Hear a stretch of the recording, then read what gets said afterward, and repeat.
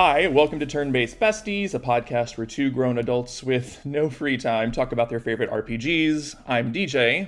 And I'm Sam, and we're besties that love to game.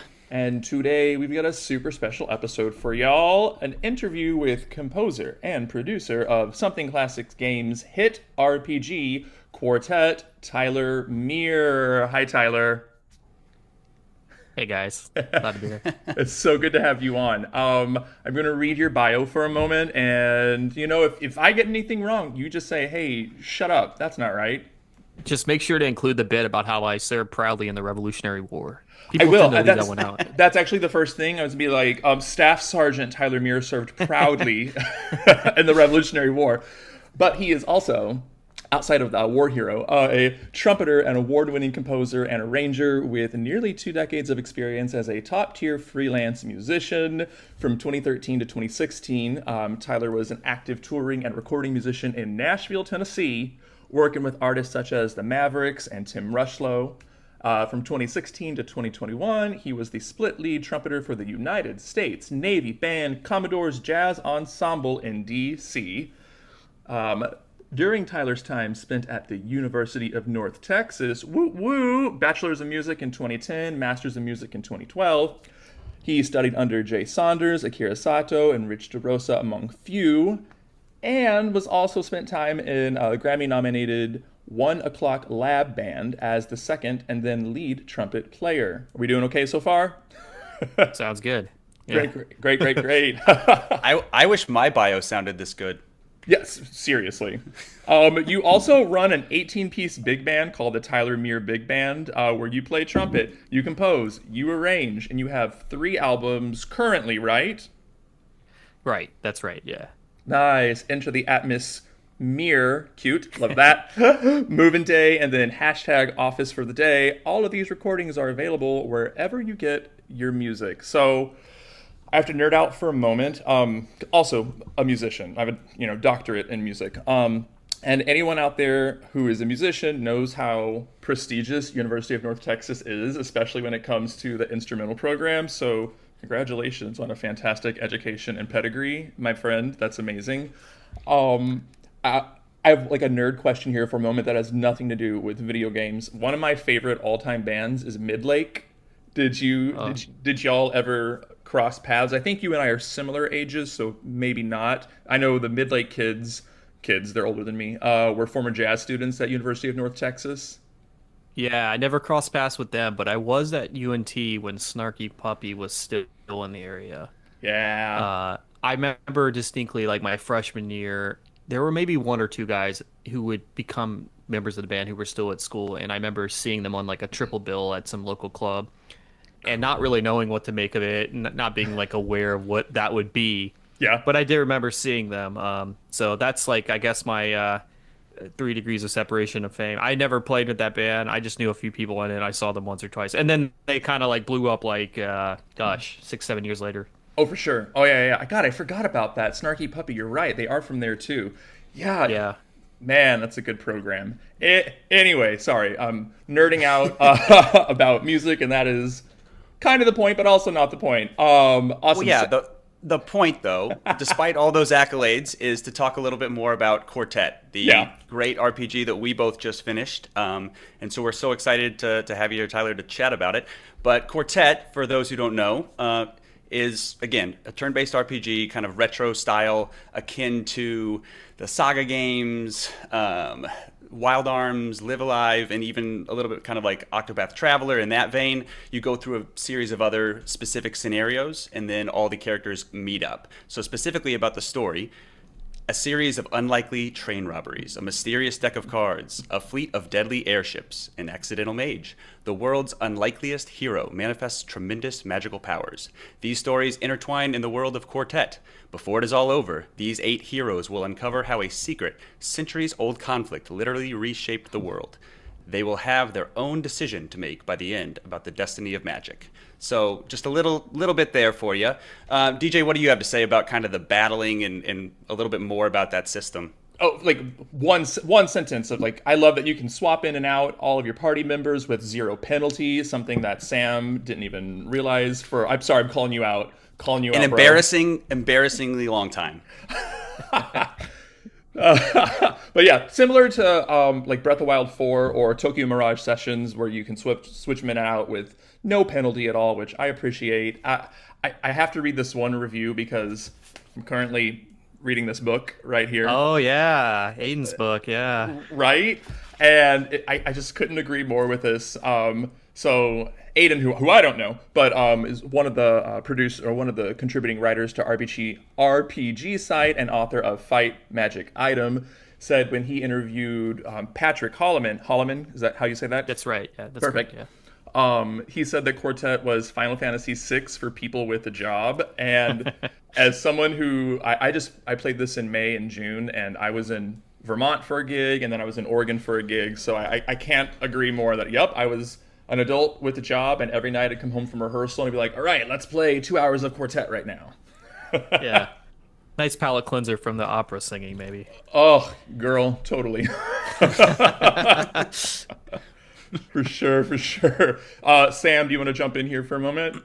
No, I mean, I totally agree. So I also full-time job and 3 kids who should be going to sleep now. If you hear screaming, if you hear yelling, that's par for the course. But yeah, it just fits so well. The pacing primarily I thought was so well done for me. I was able to get chunks of a few hours in here and there and still be totally in depth with the story. I liked how the upgrades I could get, the systems, but also how the story was paced. What I was learning about the characters was spot on. I was actually really impressed by that. But not to mention, music, every single piece a banger.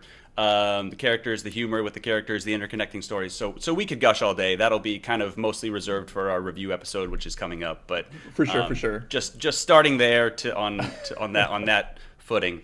I think I actually texted you, Sam, like back in May before I did any research on who created the game.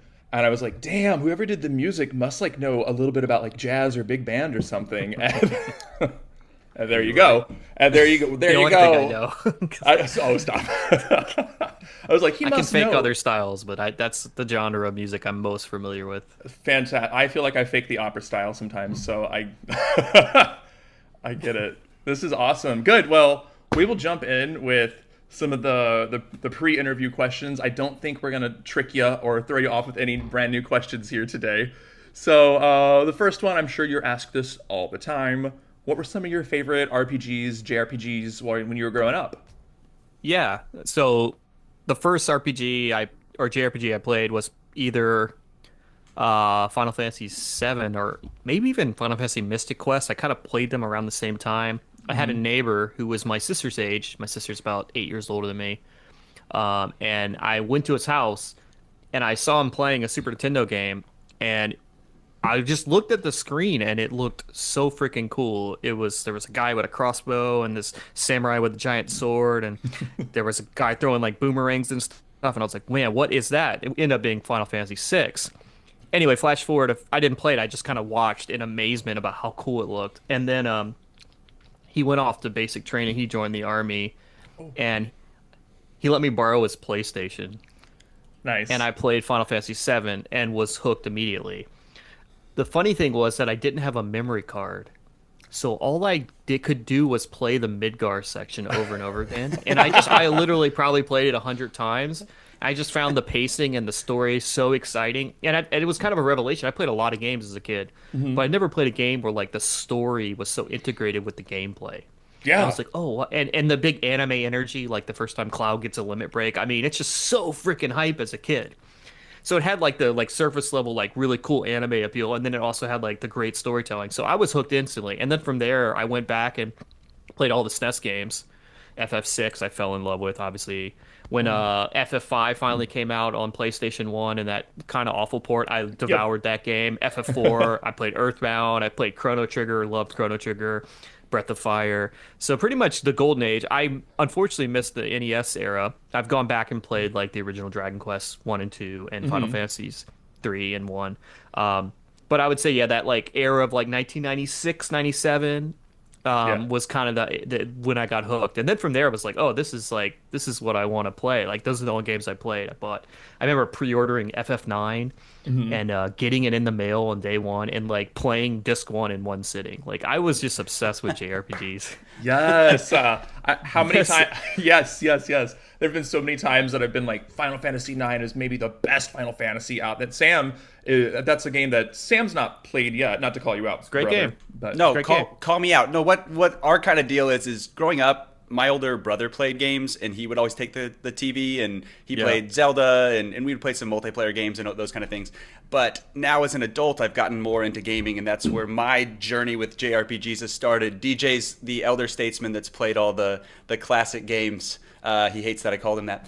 And so DJ's constantly convincing me of which retro games to play, and then we play a lot of the more modern RPGs too. But that's Yeah, been 'cause fun to kind of see my take on these older retro games, and some of them are just I can't believe they hold up so well, quite honestly. Yeah, I like to call them kind of comically boomer JRPGs, which we've been trying to coin that term, but when people we say it, they're like, wouldn't that be like a game in the 1960s? So like, still workshopping that, but yeah, it's funny because I do feel like there's like a pretty like clear like dividing line around that like late PS2, early PS3 era of JRPGs where like this, I say this, the genre really kind of changed a lot. I know that's not what we were to talk about, but like I always think of like there's like this clear like line in my head. It's like when the Xenoblade Chronicle games started coming out, I was like, oh, this is like kind of a different genre. Like they're really going in a new direction. yeah. For sure. good and bad, like it's just a preference, it's a style thing, right? But I think the older games do have an appeal. And I always just liked I always thought the pacings were tight. I thought like dungeons were like never really overstayed their welcome. There was a lot of more liminal spaces, a lot more subtext in the dialogue because part of that was just they had less space on the disc to make it, right? So Yeah. by You had to it's be an more artistic creative. constraint, it's a technological constraint that led to an artistic style. But also I just think like there's just a different sort of pacing and energy to those games. And I quite like the new ones. You know, like I'm playing Metaphor Refantasio right now. Great game, yeah. And Oh, I love it. I love Atlas games. Don't get me wrong, but I have two kids, and so when I bought it like a month ago, I said, yeah, I'll probably beat this in like December. yeah. So I just Yeah. played 30 minutes a day maybe, and I'm just in it for the long haul. There was actually one summer before my wife had kids, I played Persona 5 and then Dragon Quest 11 back to back. And after that, I was like, okay, I need to take a break from JRPGs. These games are too long now. Yeah. Yep. Yep. Yeah, And it's that push and pull because I love it. I'm with you, but then where do you find the time? Where does that come from? How do I Yeah, it's manifest that? Oh It's my really God. hard for me to keep my momentum and energy up in a really long game, but I am quite liking Metaphor. It's a lot of fun. I love Persona. Oh yeah, Metaphor's great. Oh, I love the Persona games. I'll tell you at the end the game I'm playing right now, but I'll save that for the end for sure. Awesome. Jumping ahead right now. What's your musician origin story? When did you know that you wanted to make not just music as your profession, but specifically video game music as, part of your profession? Yeah, that's a great question. You know, it's good. So I started band in fifth grade, so it's like 11-ish. And that's actually about the same time I played FF7. I think I was 11 in 1997, 98, something like that. So FF7 had been out. So kind of all came together at the same time. And I distinctly remember like being in middle school and just instantly like playing the trumpet because my friends, the grade above me, played trumpet, so I'll play trumpet. Sure. But I was like instantly fascinated. I was sitting in band class, like kind of listening to the other instruments. At the same time, going home, play my JRPGs and loving the music. And I would like find MIDIs of them online and listen to them. And I remember like finding my parents bought me like a Radio Shack MIDI keyboard. And I figured out how to hook it up to my PC because at the time all the MIDI came from like the sound card inside your PC, and some had better and some had worse. Yeah. But I realized if I plugged in my Radio Shack keyboard that the music played through it, and it sounded so like high definition and amazing. So I would just listen to the MIDIs through my keyboard and like jam out. And then I found like a little cheapo MIDI editor called I think it was called Presto MIDI, and I tried to like make my own songs. Oh, cool. So I was definitely like into it. I even remember like doing chair tests in sixth, seventh grade band where you feel like I'm second chair, I want to challenge for first chair, Yep. and I would print out the MIDI of like Battle of the Big Bridge or something, like trying to hack the trumpet part. That's, I mean, I was kind of in deep, man.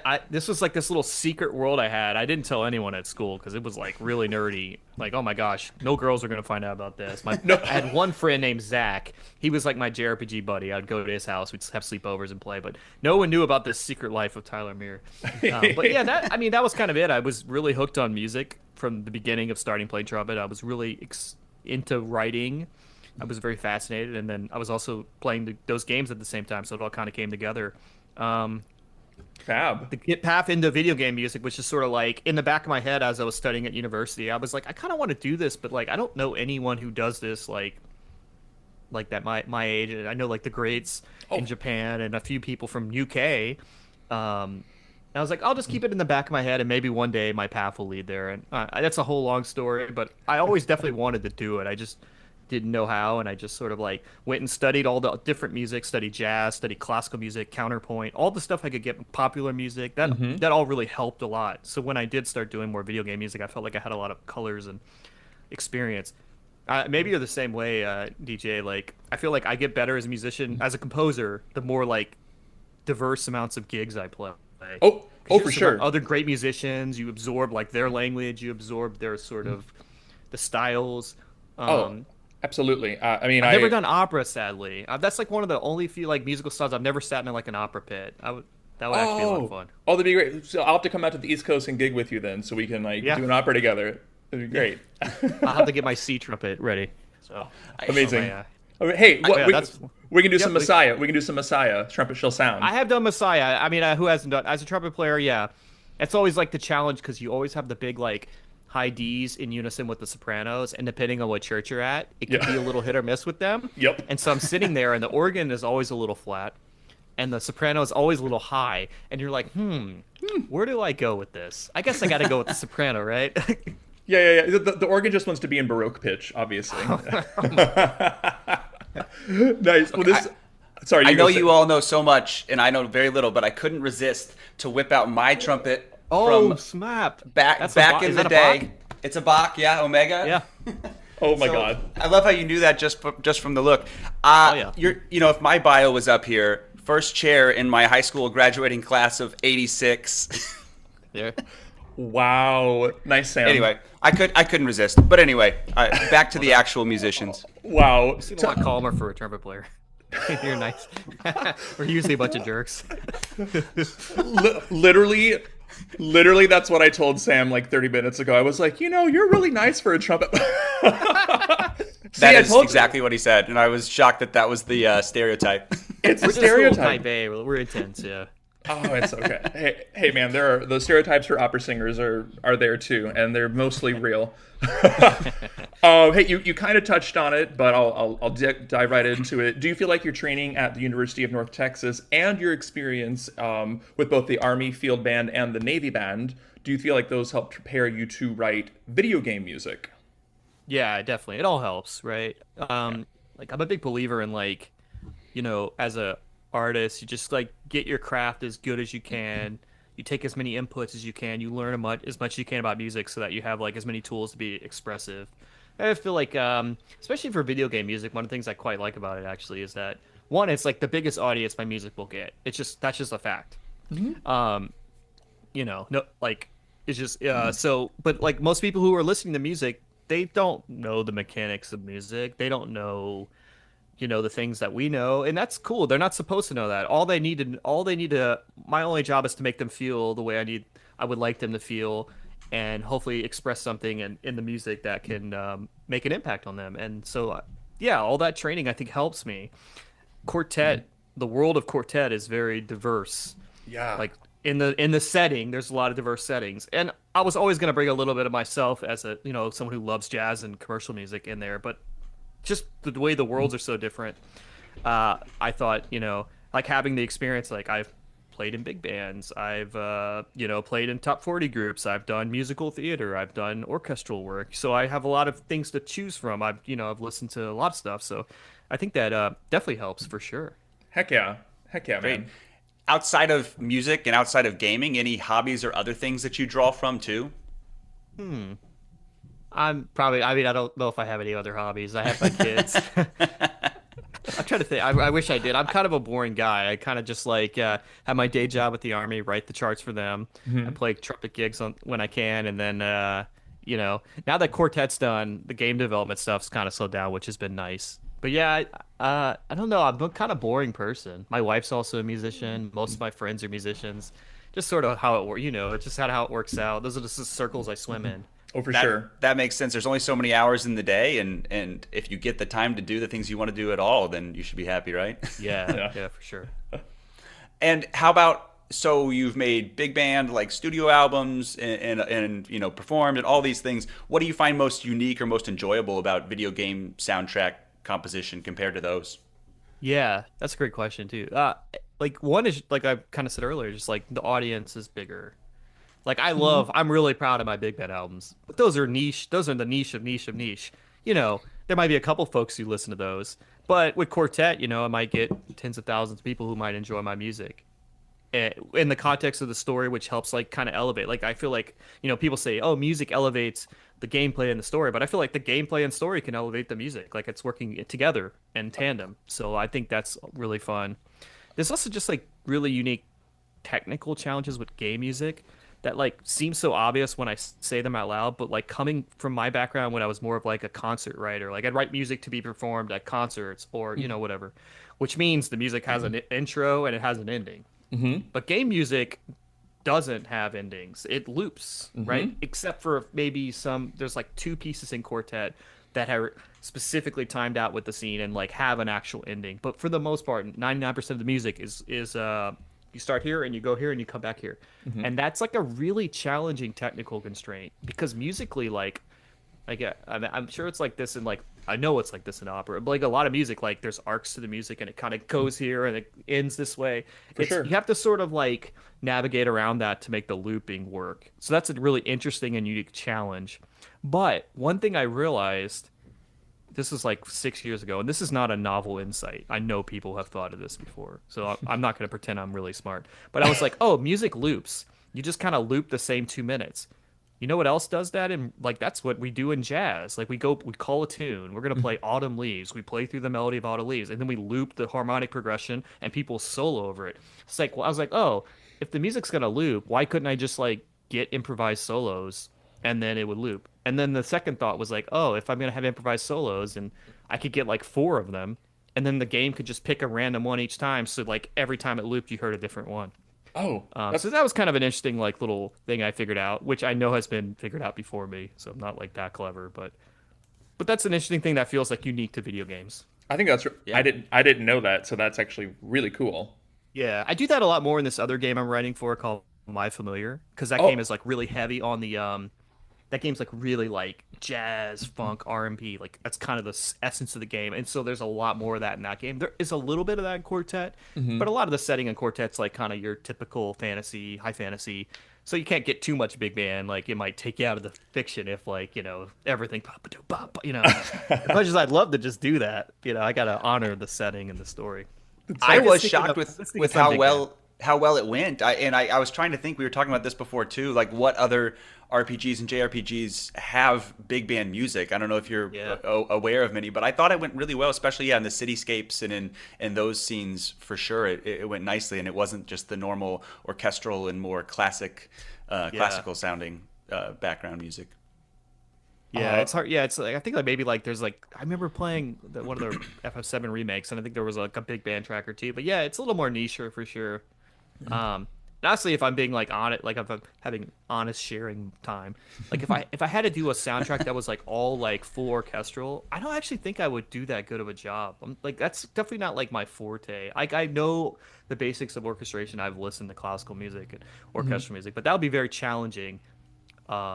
For me, I think, especially just like using the like obviously I couldn't hire a full orchestra on every piece, but like having a sample, use the samples and like make that sound good. There's a few like orchestral-ish pieces in Quartet, but nothing of the like magnitude of that you might hear in like a real big blockbuster game where those composers are like really exceptional at that style. well, the forms, not to get too nerdy, but the forms are also different.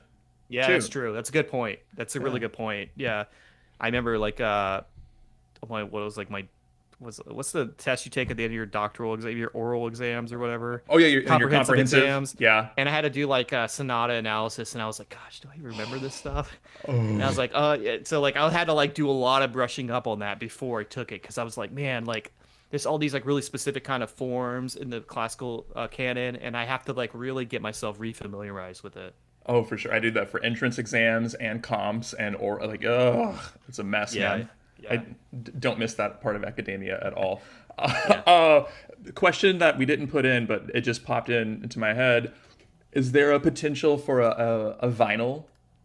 Oh man, I mean, if someone wants to come reach out to me with a deal, I'd love to do that. I'm always down. I love physical media. Like I have so many CDs and vinyls. Um, yeah, I'm super down to do something like that if people reached out. I haven't heard anything unfortunately, but Cool. I'd be Also, curious. Like we'd have to figure out because there's so many freaking tracks of music. I You'd know. have to like how many could fit in a vinyl? Maybe you could fit like 20 because the short tracks are shorter. Yeah, So I'd have to like think about like which of the 20 tracks. that's true. There'd have to. That's right. There's What 94 tracks on the game, I think. there are Which is 94 way too many. tracks. You're right. 94 tracks. It took. Is this right? About 7 years. Yeah, that sounds right. Yeah. 7 years I of think I started composition. maybe the first tracks was like right after Shadows of Adam had come out in 2017. Yeah. I might have written a tune or two, but the majority of the work was like 2018 to 2025. It Yeah. almost sounds like a Whose Line Is It Anyway bit. 95 tracks over 20 albums. I know. That's you, right? I mean, I would buy them all though, because it's actually really great music. But do you have out of the 94 tracks? Do you have Yeah. any that are your personal favorites? That you mean? And Yeah. I know that it's on Bandcamp also, so like everyone can go there to get it. Yeah. Yeah, I mean, I'm not just saying that because we have a vocalist in the group, but there's three vocal pieces. Yeah, there's three vocal pieces that I was quite fond of. Two barbershop quartets, which I'm just a huge fan of barbershop. Yes. And I don't know where I got the idea. I think someone like when people would hear about the game called Quartet, they would be like, "Oh, is there a barbershop quartet in it?" And I was like, fuck it, I'm just gonna do it.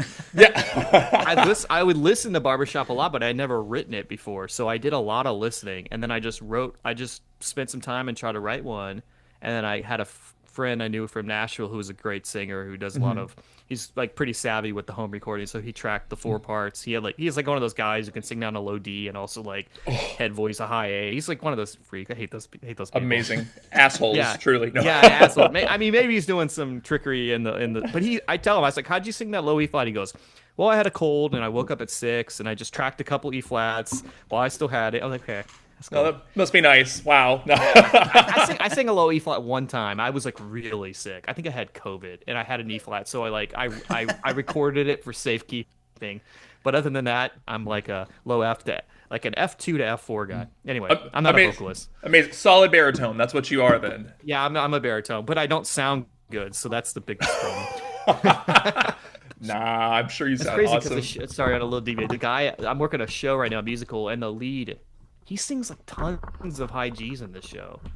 And I was talking to him, and I said, "Are you consider yourself like a tenor or a baritone?" He's like, "No, I'm a baritone." Yeah. I guess baritones just have to sing full voice G's all the time now. We do.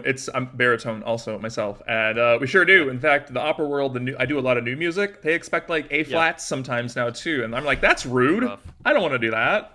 Yeah, I feel like it just like more and more arrangers keep pushing the range of what they want, especially with the male vocalists.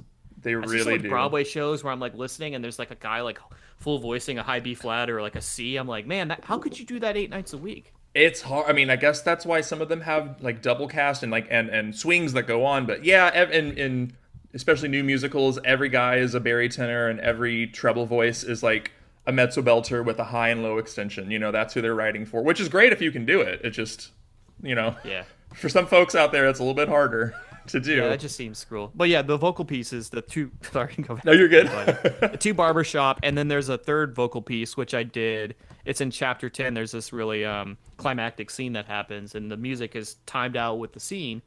And our writer Pat had this really. He had a really. I have to credit Pat. He had the vision for the story, and he was very hands off with the music. But he said, "Tyler, I really have an idea for what I think this music should sound like. I have this Latin text from Seneca." And I would think it'd be really cool if you could score it. And I said, can you? He's like, can you do that? I'm like, yeah, of course I can do that. And then I went home and said, I don't know fucking how to score Latin text.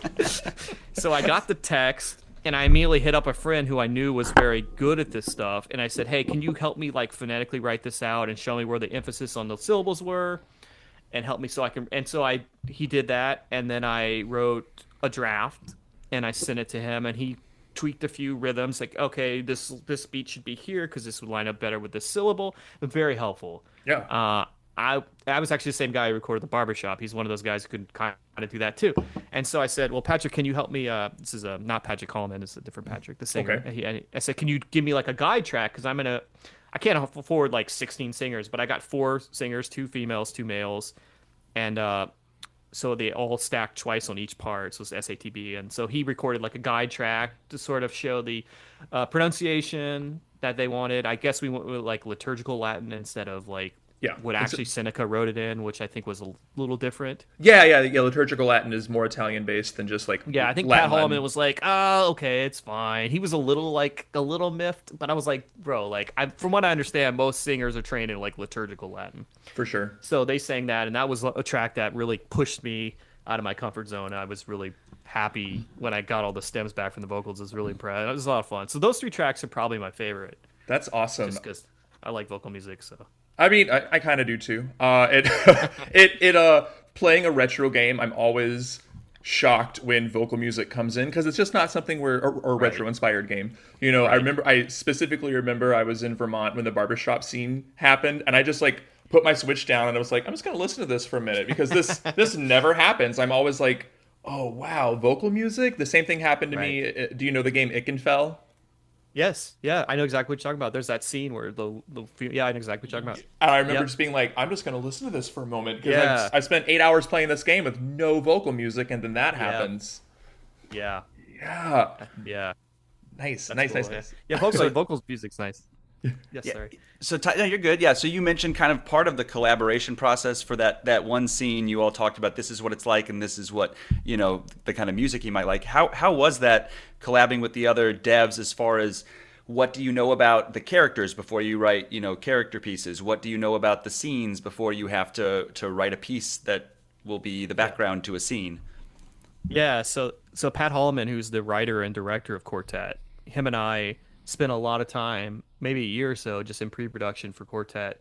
And Pat's a very very focused and craft-oriented writer. He had like high-level outlines, and he had detailed character summaries. And so when it got time to do everyone's character theme, especially, he was very like helpful in sort of setting a picture and who these characters were. And I think that reflects in the writing. I feel like the characters all have really strong voice. I think Pat really spent a lot of time thinking about that. So when it came time to do the character themes, he had really great information for me that like could inspire the music. I remember, I'll just give one example, like Cordelia. I remember he talked about her theme as being like this sort of like proper and like he's not a musician. He said something like it was something like her theme, because Cordelia is a rule follower, her theme should follow strict Western counterpoint rules or something like that. But as it goes on, should get more vulnerable. And I was like, okay, that's an interesting like assignment. Like that's an interesting thing. So I was like, that was something I could actually use. Now, did I write like strict Bach chord like counterpoint? Not necessarily, but I kept the harmony like pretty diatonic. But that was like a cool premise, and there was a lot of stuff like that. Like with Ben's theme, he talked about like Ben's character, he can't control his magic, so like there should just be like random syncopated dissonances that represent like if he like missed his lightning bolt or whatever. And I was like, okay, these are like interesting things. Past that, as we made the game, area themes were just sort of like getting a sense of what the story was, what the vibe of the area was, and then just sort of thinking what might make sense. And the great thing about me is being one of the developers too is like I could like, if I wasn't sure if something was going to work, I could write it, put it in Unity, the program, and play it and see how it felt. Like, and I could just, oh, is this working? Okay, it's not working. Oh, it is working. So I could have that direct feedback. A lot of other projects where I'm just a hired gun, I just have to sort of hope that what I did works and send it off to the guy and maybe hear back later. Sometimes I do. Yeah, so it sounds like there was a lot of like a basis a lot of times that you already had for the scene or for the character. Was there one of the characters that kind of resonated with you the most, whether the theme or the character themselves? Yeah, I quite liked Alexandra a lot. I think she had a lot of heart. She was kind of like become like the heart of the story by the end. Her theme was like really simple, and it was used in a lot of different material especially in her chapter, where her chapter is so centered on her sort of like pathos and her sort of inner turmoil of how she's feeling. That I would say that was one of the themes I quite like. There's like an arrangement of her theme that plays in the shop. It's like kind of weird because it's like, I guess, quasi diegetic. There's like a radio playing the music, and it's her theme, and it's like this kind of like sitcom-y like da ba da ba da ba da da, and that was fun. And then later, when you return back to her town at the end of the game, the barbershop sings an updated song, and it's her theme. But it's like sort of like this meta thing where like lyrically the barbershop's singing about missing someone, like a love they lost or something like that. But it's supposed to be like sort of a meta like thing of like it's really about how Alexandra feels about her mom. And I thought that was fun. And actually, Pat Hallman wrote those lyrics, our writer. Oh, nice. I said I want to write a barbershop here, and it's going to use Alexandra's theme, but like, Pat, can you help me with the lyrics? And he said like he's a great writer. He's never written lyrics, and he's like, bro, I spent 12 hours on 2 bars. He's like, writing lyrics is the hardest thing ever. I'm like, yeah, that's why I didn't do it, dude. Well, I can write a melody. I can write lyrics. Hey, well, he's a musician now. You know, I understand. Yeah, he could be a librettist. He sure could. Librettist, yeah. Lyricist, librettist, yeah. Yeah, he could be. Wasn't it? There was like didn't like Mahler do his own libretto? One of those guys. I actually don't know. But I know some of them did. Like, you know, like Mozart had like Da Ponte, but like other folks kind of did their own. Because that feels like such a specialized skill. Like if I will never write an opera. It's not going to happen. But if I did, somehow like someone gave me enough money and really wanted it, like they just wanted to waste their money, I would definitely hire someone to help me write these words. Hey, I ain't doing that. Hey, one of my favorite composers is Philip Glass. Who does not write traditional opera. No, I mean, well, I don't know the answer to that, but the operas I've done, the Glass operas I've done, have not been his own stuff. It's been like... Is that the Einstein on the Beach is one of them, right? Einstein on the Beach is one of them. That one's wacky as hell. Hydrogen Jukebox is my favorite one. It's all Ginsberg poetry. It's trippy as hell. But... Yeah, you probably didn't expect this to be a bunch of music nerd talk, huh? Hey, don't let Sam fool you. Sam actually sang, he and his wife sang at my wedding, our first dance, so he's a good singer. Wow. Yeah. I get roped into a lot of weddings for people that need background guitarists and people that are willing.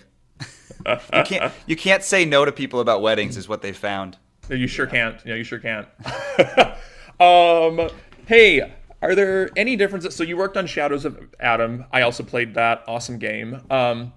Any differences working on Shadows of Adam versus Quartet? Did Shadows of Adam help shape your musical language for Quartet, or were there any tracks that didn't quite make it into Shadows of Adam that were repurposed for Quartet, similar to By the Sea? Oh, yeah. I don't think so. I'm trying to think because that feels like something I would do. Mm-hmm. Oh, smart. Yeah. By the Sea, I think was written for another game that got canceled, sadly. Mm-hmm. And like randomly, like 2-3 months ago, the developer was like, "Hey, if you want to use that music, you can use it." So I was like, oh, okay. And I was really proud of a lot of the music I wrote. Unfortunately, a lot of the games you write for just don't come out. But with Shadows of Adam, I mean, that was like my first game music ever. I mean, I'm not saying this to be humble. I really didn't know what I was doing, especially when it came from the audio production angle. Like, I just told myself, I want to do this. And I reconnected with my friend Josh Garlitz, who we founded Something Classic with. And I said, he's like, you want to do the music? I was like, yeah, sure. So I went and I was on a tour with the Mavericks, and I bought a laptop and bought Logic and just tried to learn. So that was Shadows of Adam. And that was also my first foray into making like a commercial game. So there's just like a lot of lessons you learn, like my first album. Like every time you do the first thing, it's going to be what it is. So so I definitely learned a lot with Shadows of Adam. And Quartet, I felt a lot more confident just in like my control of the craft and understanding like audio design. So I would say that helped a lot. Nice. I'll try to remember if there's a tune from SOA that wasn't an SOA that I reused. I don't think so, but it's possible. I'm just forgetting one. Oh, that's fine. And you know, for any non-musicians out there listening, it's really common and I would say really smart to repurpose music. You know, Handel, Mozart did it all the time. Vivaldi did it all the time. So if they did it, we can do it too. have another question for you before Sam jumps in again that I did not prepare you for, but it just popped into my head. So the character Alexandra, she is joining another game with a bunch of other indie characters. Does her theme get to be in that game? Okay, yeah. So the game you're talking about is Infinite Alliance. That's right. Which Thank is you. made by the developer of 8-Bit Adventures 2, which is a lovely retro style Yeah. game. Really great. You know, man, I don't think so. I'm trying to think. So there's like 5 composers on this game because it's like this crossover of all these indie JRPG characters. This is a really cool idea, and I'm really hyped for it. Oh, same. And Josh Halloran, who's the developer, I think 3 tracks for the game, and one of the tracks was a dungeon that involved Alexandra, and I used like a theme from like a dungeon she's in, but I don't think I quote her main theme. Okay. Now I'm gonna have to shake Josh down and be like, "Hey, man, let me write another arrangement of Alexandra's theme for your game." But no, Josh has like done a great job because he's got to balance like it's 12-ish to 17 guest characters, So many. and he's been very generous with representation. And we were just like, dude, like we totally trust you. He sent us like a script. We looked it over. So like, this is great, man. Yeah. He really did his due diligence. He played all the games. He took copious notes on their battle abilities, how they were in the story, their kind of their voice, their speaking voice, how they talk, how they're written.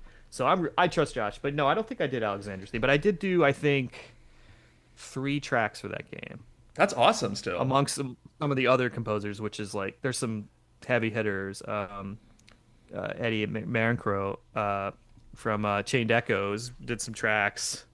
Nice. I'm blanking on, oh gosh, I can't, the name's on the tip of my tongue. He also did some tracks, but there's some great composers, so I'm really happy to be a part of that project. Fantastic. I can't wait to play that. I'm excited for that one too. All right, I got kind of an off the wall one too that was not prepared either, but the more Western style piece, I think it's called Far Horizon. Do you know the musician that's the whistler on the track, the whistleist, or how do you Yeah. hire a whistler? Yeah, so I know that. That's a guy named Jason Levi. He's actually a Okay. trumpet player I met at University of North Texas. I was gonna ask. I bet there's potentially a lot of overlap. Or most Yeah, a trumpeters lot of pretty people good who whistlers. record on the soundtrack are either folks I met at UNT, folks I met in Nashville, or people I know in the DC area from the military bands. You know, Jason's a wonderful trumpet player, and I remember going to his website once, and he was on websites like Jason Levi, trumpeter, whistler, something like that. And then there was another part, and I was like, oh, I didn't know he whistled. Maybe harmonica too. And then they had a page that was like gear, like people put like the gear they use, like if they have good microphones, and it would like trumpet out all his gear, harmonica, here's his setups, all the different key harmonicas, and then for whistle it just said mouth. This guy got that sense of humor. So anyway, I guess that would like made a strong impression on me because there was one track in the game, I think in the Fairland town, I did the whistling because it was like in my range and it wasn't hard. I got it, I did it well enough. And then when I wrote Far Horizon, I was like, this needs like a real good whistler. And I just asked Jason if he would do it, and he nailed it. So that was a lot There of you fun. go. Okay, great. All right, Amazing. little bit more seriously, but maybe something we've mentioned already, maybe something not. But is there any particular thing that you are most proud of with Quartet? Yeah, I feel like, I talked about like how Pat and I had really done a lot of pre-production and like honing the vision of the game. And like we pretty much made exactly the game we wanted to make. And I'm really proud of that. It's very hard to make JRPGs. It's very hard to make games, period. There's a lot of bespoke content. You gotta, like, a lot of part of development isn't fun. And that can be tough to, like, tell yourself that, like, making the game isn't the game. That if you have a vision and you can slog through the kind of the gritty stuff to get to a product that other people can play and enjoy. So I'm really proud of that. I mean, I'm not gonna pretend like the game has no flaws or like I'm already thinking about like what the next game we can improve on or tweak. But for the most part, like I think like we had an idea of what we wanted to make, and we basically made that game with little compromises. So I'm just really proud of that execution. And yeah, it's been really great to just see the reception and get all the great feedback from people. It's been very helpful and really encouraging. I'm just really proud of that. And my wife likes the occasional little check from Steam we get. So Oh, There you go. There you go. I think you all should be exceptionally proud. I think it lives up to any hype for any retro style RPG for sure. I do. yeah, it's Appreciate that, yeah. truly fantastic. Are there Are there any sequels or DLC planned? I realize you may not be able to answer that, but Yeah, so we do have a DLC planned. When we did a Kickstarter in 2021, 22, something like that, one of the I think stretch goals was like a DLC. I think we're planning on starting it. Probably start working on it like next month. We're gonna do it. It's a basically a post game story. It's like a self-contained little story adventure. I think it's gonna be 3 to 4 hours ish. We have some pretty crazy ideas for it. Pat already has kind of the basic story outline. I'll tease that it's like kind of a tournament arc. okay. And I will say one thing we've been talking about is like we're gonna give every character one new skill. We're gonna have some new gear that can do some new stuff. So we're trying to do some new stuff, and it's gonna have some new story.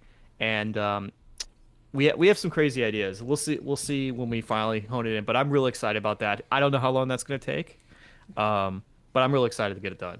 Awesome. Well, And we basically just like kind of looked at all the feedback and see like what are the places we can improve and really try to punch this one up and like get all of the rest of our ideas out. So I'm pretty stoked about this one. awesome. That's exciting. When it comes out, we'll do a review of the DLC separately then too. We will happily dive back in. You don't have to, but flip it around. If there's anything you'd be interested to ask us as people that played the game, that for our feedback, you're welcome to. Yeah. No. Yeah. I guess what like so, we're already like who knows if we make a third game. But like we definitely talk about it. Like how can we not? We're artists. That's what we talk about. So I'd just be curious, like if you saw a third game from us, like what would you want to see differently? Like what elements do you think could have been improved, or like things like you thought were missed opportunities, or even like things you think, oh, this was good, sustain that. Like I'm just looking kind of like trying to like get a sense of that. So like the next game is still what we want to make, but like can just like be a little better, be a little bit more whatever. That's what we're like really trying to figure out. That's a great question. I mean, I think you nail it a lot with the character stories, and so keep that part going, right? Each story, like each character, like you said, has a voice, and they connect together, and it's got heart and all of those things. In one hand, I hold up that I really liked the simplicity of it, and it could go nicely with the pace and everything else. But then in my other hand, I sometimes like a meteor system that I can dig into with the battling, but that's a hard juxtaposition because then you don't have as much control over what the battles are like, and the pacing might not be as good. But maybe there's a little bit more depth there that you could go into. And I'm somebody that also, I love the story and the music, but I also kind of min-max stuff in certain games too. So no, I agree with that. That's the feedback we've got a lot, and that's something we're thinking about. Like feeling like just like a little wrinkle or two extra of like some kind of like perpendicular grinding system or something like that. But yeah, that's like something we're definitely thinking about. That's great to hear it. I played Shadows of Adam and I beat it too, but it's been a couple of years. Is the battle system with that similar to Quartet in that there's kind of a recharging, I'll say, like quote unquote MP system? Am I remembering that correctly? Yeah, so it's basically the same system. Okay. Shadows of Adam had round-based turns, so like Yeah. you entered your commands and then they were done in speed order. So it was similar, but didn't have swapping because there's only the 4 characters in SOA. Yeah. So you kind of I like it. Reminds me of some the Zeboid games also, where if you take time or you defend, you recharge without having to rely on a potion all the time to like up your stand-in for MP or whatever the game calls it, AP or etc. So I love that system. So don't listen to Sam, listen to me, and keep that. No, yeah. I mean, I said what I said, but if you made something that was almost the same, but just new characters, new score, and everything else is basically the same, and another 20-ish hour adventure, I'd be all about it. So I think though, like what you're saying, Sam, is like there's like, and to maybe assuage your feelings on this, DJ, it's like you wouldn't have to change a lot to change a lot. Like true. For instance, like imagine a game like Quartet where you had the AP system, you had the swapping, and then maybe there's just like one little skill tree for everyone. Or maybe one other thing you could add is like, this is kind of a bigger one, but this could be kind of cool. Maybe there's synergy attacks or just like one little thing. Or like, I think like another thing that like I've been noticing in RPGs that, and I quite like, and I know people like this, is like, there's, you get XP to level up, but then there's like a secondary like experience, either like a tech point or whatever that you can grind concurrently and could spec into other ways that make like small but interesting choices that can feel fun to get. Yeah. That's kind of what we were thinking, is like little things like that. Like I like the sound of that. A lot of the big like try to like the complexity or like the sort of like because every character is kind of who they are in the gameplay because of who they are in the story. But like we try to real at least at the end game, I try to like make the gear really flexible to do a lot of things. But it's like it's instead of like doing it through the gear per se, like having that be like its own like kind of bespoke mechanic where like it was like kind of put in front of the player earlier. That might like feel good. But yeah, it's just been like thinking in my head. So like hearing you guys talk about it is really helpful. I love the skill tree that you mentioned, or some other currency or thing that you could then something use like to people like the stuff. grind. I think Yeah. we do. I don't hate a grind. I'll be honest. Yeah. Yeah. I'm sure you've thought of everything, and this would be, I feel like some games too have like a limit break that's building up or something else like that, and then it's kind of interesting if each character, you got to choose which character utilizes that for like one limit. It's like a shared pool. Oh, And- interesting. Ooh. Yeah. Yeah. 8-Bit Adventures 2 does that. It has like I can't remember what it's called, but like kind of a bar that fills up. So, And so when then it's something's ready, building. I think it's called like an Omega Burst or something like that. And once it's filled, you get to choose which character gets to utilize it. And they each have a different ability, so you might use it for different things. Right. And that I wouldn't think change something much. like that could be fine. But, Yeah, just like little tweaks. I'm a big believer in that. So like I've been thinking about. I mean, yeah, who knows if the game will come out because games are expensive to make. But and at the end of Quartet's development, I was telling Fritz, I'm never doing this again. I hate this. It's like this. I'll probably. Oh no. I hope you do. I mean, I hope you No. can. It'd be great. yeah, It's selfishly, just we want hard, you to it's hard to get the game torture to the yourself finish again. line. No, it's sure. it's tough at the end game because you're just scrambling to get everything done, and but the release of Quartet was way less stressful than SOA. When we released SOA, it kind of launched with some issues, and it was very stressful. And I didn't take it well. I read every comment online, and that was no. not good. And I remember getting like really sad and getting like really physically sick. With no. Quartet, I was like in a much better place. We had tested it so much more.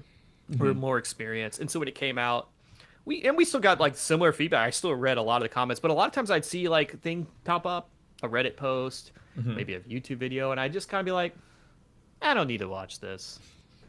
Yeah. Now we're kind of reading it now because now we kind of want to know like where the data is, like what were the pain points, what are the things we can prove for the third game. So now we're being just like really objective about it. But like I'm a crybaby artist, I don't want my feelings hurt. So Pat's really good about like being just like, okay, I'm gonna read every review, and every time I find a problem, I just put it as a data point in a spreadsheet somewhere. It's very objective. He's very good at that. I get my little feelings hurt. I mean, I'm also a baby artist, so I feel that too. Like don't read the comments, don't read the reviews unless they're really glowing. Yeah, but yeah, that's something definitely like if any game developers listening, like it's really important to get feedback. So if you can just take yourself out of it and get that feedback, receive it, and like not take it personally, it doesn't mean you're a bad person. Yeah, of course. I mean, I am a bad person, but that doesn't mean like Gabe's Right, yeah, no, I can super tell that too from this interview. Real bad. Hey, but as we start to wrap up, Sam and I always talk about at the end, like what games we're currently playing. I'm curious what games you're currently playing. I know you said Metaphor. Are there any others that you're playing at the same time? Yeah, so Metaphor and 8-Bit Adventures 2. Finally trying to get through the game for my... but the problem is it's on my Switch, and my son is always taking my Switch. That's a problem then, yep. But That's those are trouble. the two games I'm playing, and I'm enjoying both of them quite a bit. Fantastic. Sam, what are you currently playing right now? Still Adventures of Elliot. Probably about halfway done with that, and so I'll finish that soon. And then, as I've been saying the last few episodes, I still got to finish Trails in the Sky first chapter before second chapter comes out. So I think I still have some hours there. Come on, man. Finish it. The game is long. It's good. Good. I'm playing through Elliot, and I have to tell you, I really like it. And I'm playing through that on my PS5, and then I had another traveling gig, and I was like, well, I'll get something on the Switch too. Why not? And I'm playing Tokyo Mirage Sessions. Have you played that, Tyler? I've never played it now. It's an Atlas game. It's essentially Persona Okay. meets Fire Emblem in some ways, and it's pretty But also like weird and awesome. Oh, interesting. in Tokyo nightclubs or something, right? Yeah, well, it's also idol. Idol culture is that. So you're like kids, but you're not going to school. You're trying to be pop singers and actors. It's weird. It's kind of cringy, in the best way possible. Like Sounds like an Atlas game. I mean, right?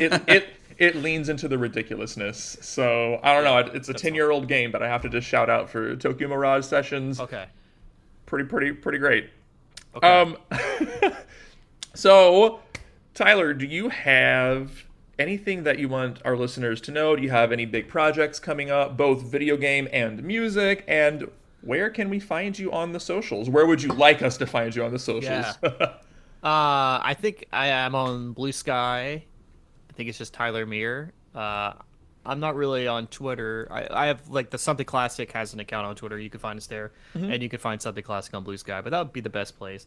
And my YouTube channel, if you're interested in hearing my big band stuff, my game music, miscellaneous concert music, just look up Tyler Mire Music on YouTube, and you should find my stuff. Fantastic. You can find Turn-Based Besties, people who listen, on Instagram, Spotify, Apple Music, Pocket Cast, YouTube, etc. Probably a lot of places that we don't know about. Also YouTube. Also, Sam makes a pretty kick-ass TikTok. So people out there, go follow that because he's like pretty good at it, believe it or not. You have something to say, Sam? No, go ahead. No.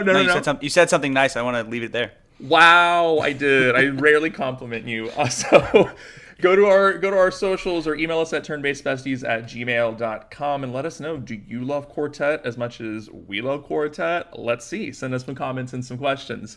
We have a new episode release schedule. When is it, Sam? Fridays in the morning, 10 a.m. Central. 10 a.m. Central, 8 a.m. Pacific time. That's 11 a.m. for you East Coasters out there. That's right. And everybody go out and check out the demos or buy Quartet. You'll hear us during our review gushing about it. Check it out yourself. But you can find it on, Tyler, where is it? Switch and then Steam on Mac or Epic. Yeah. Perfect. It's back PC and Linux, yeah. And it's coming to PlayStation at some point, potentially? We're working on it right now, I promise. Fantastic. Well, go out there and check it out, everybody. Yeah. I have it on Steam and Switch too, and I'll probably buy it on PlayStation also, just to support friend developers at this point, right? Yeah, appreciate it. Yeah. Very good. So as we say here at the end, when everything in the world points right, maybe go left, see what you find. Because I'm Sam. And I'm DJ, and this has been another very special episode of Turn-Based Besties. Bye! Bye.